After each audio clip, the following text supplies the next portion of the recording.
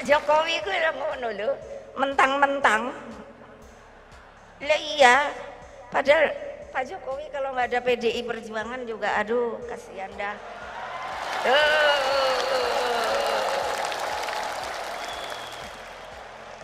Lo legal formal lo. Beliau jadi presiden tuh nggak ada kan ini. Saya tuh nggak paham kenapa pidatonya Bu Mega kemarin itu diributkan ya. Saya sih pas nontonnya merasa biasa aja. Itu pidato yang buat saya jauh dari kata-kata manis seperti Anies yang kayak benang kusut nggak jelas di mana ujung dan pangkalnya. Bu Mega setahu saya bukan orang yang pintar mengarang kata-kata indah. Kata-katanya itu selalu straight to the point. Meski bahasanya kadang agak kasar, itu bukan berarti beliau itu orangnya kasar. Contoh, kata yang dia gunakan dengan bahasa petugas partai. Buat sebagian orang, bahasa petugas itu bisa dikonotasikan negatif sebagai babu misalnya atau pesuruh. Orang yang hanya bisa menjalankan perintah saja tanpa bisa membantah karena memang posisinya yang paling rendah. Kata petugas itu bisa diartikan bahwa dia punya atasan yang lebih tinggi wewenangnya dan punya kuasa atas dia. Tapi dalam pikiran saya itu beda. Petugas yang dimaksud oleh Bu Mega yang selalu dibilangnya kepada Jokowi itu adalah bahwa kebijakan presiden itu harus sesuai dengan visi misi partai. Partai ya, bukan perorangan. Jadi ketika PDI Perjuangan sebagai partai yang mendukung dan mengawal Jokowi itu punya visi misi memajukan Indonesia ke depan, presiden sebagai bagian dari partai yang harus memperjuangkan visi misi itu. Mungkin itu maksudnya. Cuma ya itu, kadang bahasanya Bu Mega itu dianggap banyak orang terlalu vulgar, terlalu kurang elegan, gak berkelas. Kenapa nggak dibilang kader partai aja sih Bu daripada petugas? Bu Mega harusnya hormati Pak Jokowi dong karena jabatan dia sebagai presiden. Begitu kata banyak orang. Jabatan presiden itu sudah milik semua orang, bukan lagi hanya milik partai. Kalau saya sih punya pendapat beda. Kalau melihat posisi Bu Mega sebagai ketua partai, apalagi partainya PDI Perjuangan yang isinya banyak orang lapangan, ya biasanya bahasanya memang suka kelihatan kasar begitu. Saya sendiri orang lapangan, jadi sudah terbiasa dengan bahasa yang kelihatannya kasar. Meski saya tahu maksudnya itu baik. Bayangin coba, setiap hari Bu Mega itu bergaul sama mantan preman, mantan ormas, mantan orang jalanan. Jadi kalau berhadapan dengan mereka ya harus pakai bahasanya mereka, bukan bahasa orang kantoran. Apalagi kalau melihat sejarahnya Bu Mega dan PDI Perjuangan yang dulu di masa Soeharto, mereka itu terus dihantam sehingga harus hidup di pinggiran. Jadi bahasa-bahasa seperti itu tuh wajar. Jangan bandingkanlah bahasa orang di pelabuhan misalnya sama orang kantoran. Itu beda banget. Meski kebanyakan orang di pelabuhan itu jauh lebih jujur daripada orang kantoran yang bahasanya itu halus tapi perilakunya seperti roh halus. Kalau misalnya yang ngomong kayak Bu Mega itu orang Golkar misalnya, ya itu baru saya heran. Lah Golkar sekian puluh tahun hidup di kerajaan, gak pernah ada di lapangan. Kalau bahasanya tidak halus, ya kita harus heran lah. Tapi kalau PDI Perjuangan yang terbiasa hidup di pinggiran pakai istilah-istilah yang banyak orang menganggapnya kasar, ya wajar aja. Dan Pak Jokowi pasti ngerti banget itu, karena dia juga biasa bergaul sama orang-orang pinggiran. Dia juga susah sejak kecil, jadi hidup bersama orang itu sudah terbiasa mendengar bahasa apapun, sekasar apapun, meski pasti maksudnya beda-beda. Meski begitu, sifatnya Pak Jokowi yang halus yang membuat dia menjaga kata-katanya.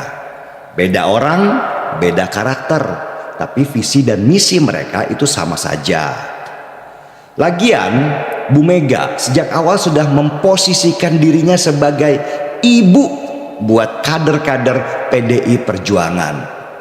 Lah namanya ibu, kalau ketemu anaknya ya guyonnya ya seperti itu, lepas, yang kadang bikin orang sekitarnya nggak ngerti, risih dengarnya. Misalnya meski anaknya sudah jadi pejabat tinggi, sang ibu tetap manggil nama anaknya Kribo gitu misalnya, karena itu emang panggilan kesayangan dia sejak kecil. Nggak peduli sang ibu itu sama orang di sekitar yang bungkuk-bungkuk di hadapan anaknya yang sudah jadi pejabat tinggi. Mungkin kita aja yang terlalu sensitif karena Bu Mega dianggap tidak menyenangkan hati banyak orang. Banyak orang yang menunggu kalau Bu Mega akan menyampaikan siapa yang jadi calon presiden di hari ulang tahun PDI Perjuangan kemarin itu. Tapi ternyata tebakan mereka meleset. Bu Mega tidak menyebutkan nama siapapun. Dan kekecewaan banyak orang ini membuat mereka akhirnya mengolok-ngolok pidato Bu Mega. Padahal kalau kita lihat sejarahnya, mana pernah sih Bu Mega itu menyebut nama calon presiden di jauh-jauh hari? Pasti tuh udah dekat-dekat hari pemilihan. Ini adalah strategi sekaligus membaca karakter si calon. Apakah dia bernafsu banget sama kekuasaan atau hanya memegang amanat jabatan. Oke, kembali lagi di channel MD 2045. Salam inspirasi, salam NKRI harga mati. Nah, teman-teman mungkin sudah mendengarkan sedikit edukasi dari saudara kita Denny Siregar mengenai Pak Joko Widodo dan Megawati. Tentunya penyampaian Denny Siregar ini sangat bermanfaat untuk kita agar kita mengetahui situasi politik saat ini.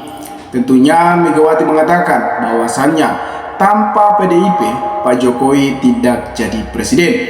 Menurut saya pernyataan Megawati itu hanya sekedar bahwasannya partai PDIP lah yang mengusut Pak Jokowi sehingga bisa jadi presiden. Itu yang dimaksud oleh Megawati. Tetapi di media sosial bahwasannya banyak sekali yang menghujat Megawati.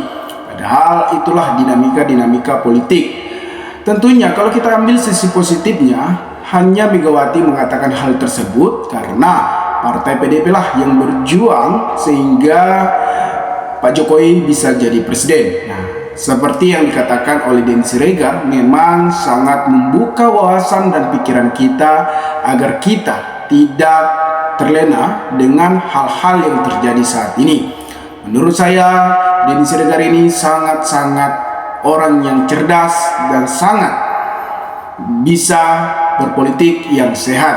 Nah, teman-teman, di sini memang Megawati mengatakan hal tersebut di saat acara PDIP Perjuangan.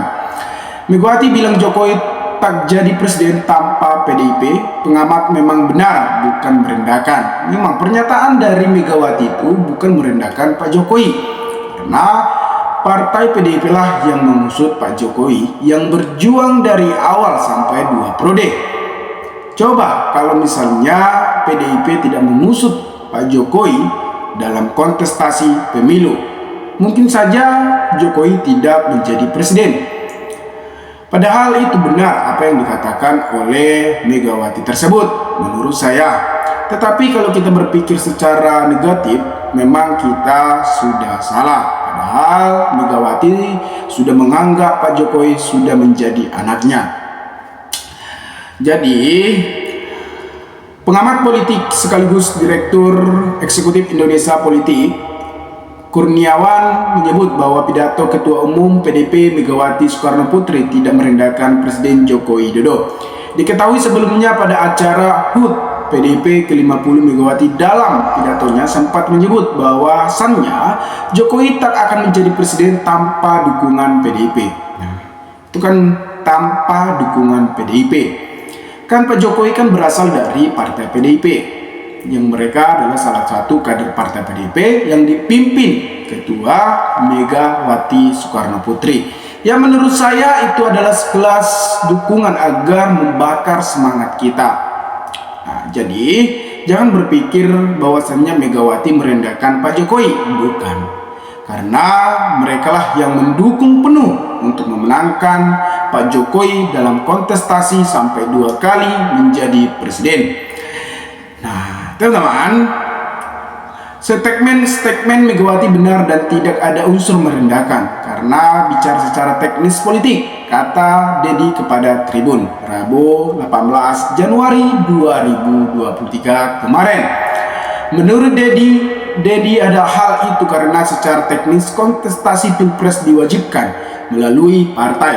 Lalu pemilihan PDIP dinilai menyumbang terbesar suara Jokowi. Nah, wajar. Karena PDIP lah yang mengusung Pak Jokowi dan suaranya juga dari PDIP.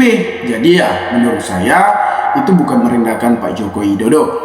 Pertama, sistem politik kita mewajibkan kontestasi Pilpres melalui partai. Nah, tentunya dalam pemilihan apapun pasti melalui partai. Nah, itu sebabnya ada ambangan batas. Kedua, dari sisi kontekstual, pemilihan PDIP menyumbang terbesar keterpilihan Joko Widodo dalam presiden. Dedi menegaskan pidato Megawati tersebut merupakan refleksi, jadi tidaklah sebuah kekeliruan. Dua hal ini menjadikan statement Megawati sebagai refleksi tidak keliru. Adapun sebelumnya Ketua DPD PDIP Jarod menepis jika pidato Ketua Umum Megawati Soekarno Putri dianggap merendahkan Pak Joko Widodo. Diketahui Megawati sempat bahwa Jokowi tak akan menjadi presiden tanpa dukungan PDIP. Jarod menegaskan pernyataan tersebut justru memperkuat posisi Jokowi sebagai sosok yang didukung oleh partai PDIP. Kalau partai PDIP ini adalah partai yang sangat besar, dan partai PDIP juga melahirkan orang-orang yang memang pemimpin seperti Ahok, seperti Jokowi, seperti berbanyak hal yang sudah dilahirkan oleh partai PDIP ini. Ketua Umum Partai PDIP adalah Megawati yang sangat taat konstitusi dan sangat taat dalam hukum. Enggak lah, justru memperkuat posisi Pak Jokowi yang didukung secara penuh sama PDIP, kata Jarod kepada wartawan tersebut pada Jumat 13 Januari 2023. Nah, Jarod memastikan jika hubungan mantan Presiden Republik Indonesia tersebut dengan Jokowi hingga kini masih sangat baik. Ya, tentunya sangat baik. Tetapi kalau untuk akhir-akhir ini memang di tahun 2024 ini memang agak situasi yang sangat memanas karena Pak Jokowi juga sudah beralih kepada Prabowo Subianto yang mendukung Prabowo Subianto yang dimana menjadi pengkhianat PDIP karena Pak Jokowi sudah sangat-sangat tidak netral dalam pemilu di tahun 2024. Bahkan Megawati pun kecewa dengan Pak Jokowi dan Gibran Rakabuming Raka. Nah, teman-teman, kalau kita membahas hal-hal yang terjadi saat ini, situasi yang sangat memanas, ketidaknetralan Pak Jokowi memang sangat terbuka dan diketahui oleh publik, yang dimana Gibran sebagai wakil dari Prabowo dalam kontestasi demokrasi di tahun 2024 ini.